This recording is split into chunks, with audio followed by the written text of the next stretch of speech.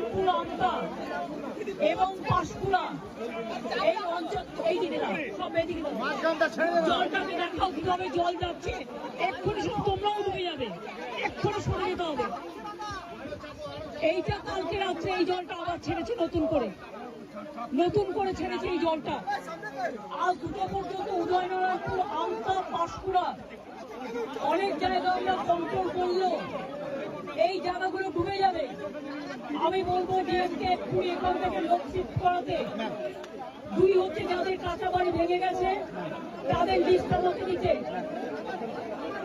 তিন হচ্ছে যাদের জমি নষ্ট হয়ে গেছে, শস্য নষ্ট হয়ে গেছে,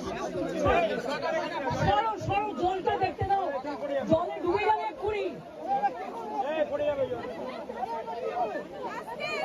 কৃষি জমি যাদের আছে বা শস্য আছে তারা চিন্তা করবেন না, তারা শস্য বীমার টাকা পাবেন শস্য বীমার টাকা। আপনারা যতদিন বাড়ি ফিরতে না পারবেন সরকার রিলিফ দেবে, আপনাদের যা সাহায্য করার করবে। এটা ঝাড়খণ্ড জল ছেড়েছে এবং ডিবিসি কেন্দ্রীয় সরকারের সংস্থা আমার মনে হচ্ছে 4 লাখ কিউসেককে ছাড়িয়ে গেছে, যা কোনোদিন জীবনে হয়নি। কারণ আমরা 5 লক্ষ পুকুর কেটেছি, আমরা 500 কোটি টাকার চেক ড্যাম করেছি, আমরা গোপালেশ্বর কেলেঘাই প্রোগ্রামের মধ্যে দিয়ে অনেক এলাকাকে সেভ করেছি।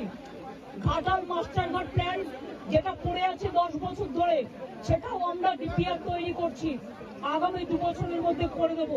কিন্তু তা সত্ত্বেও যদি এই রেটে জল ছাড়ে আর ডিবিসির জল ধারণ ক্ষমতা এখন মাত্র 36% এসছে, কেন কেন্দ্রীয় সরকার ডিবিসি ড্রেজিং করবে না, ডিসইনফেকশন করবে না?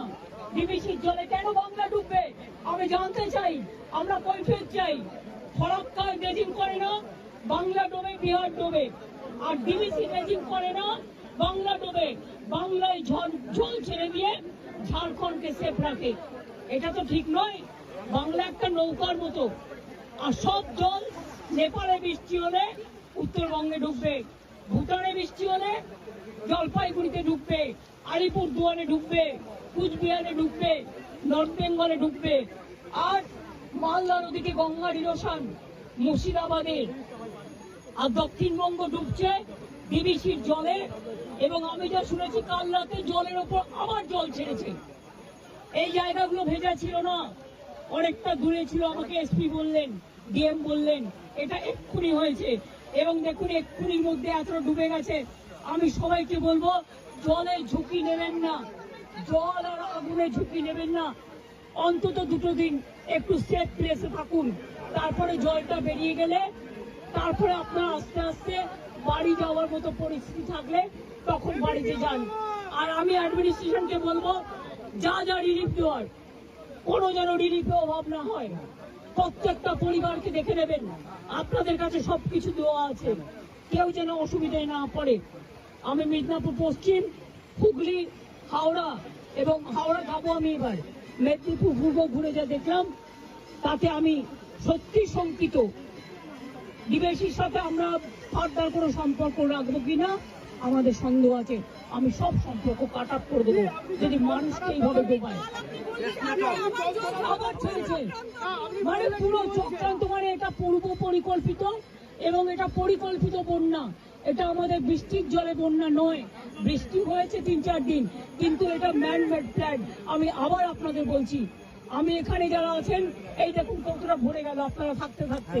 আমি আপনাদের অনুরোধ করবো সরে যান এক্ষুনি মানুষকে নিয়ে।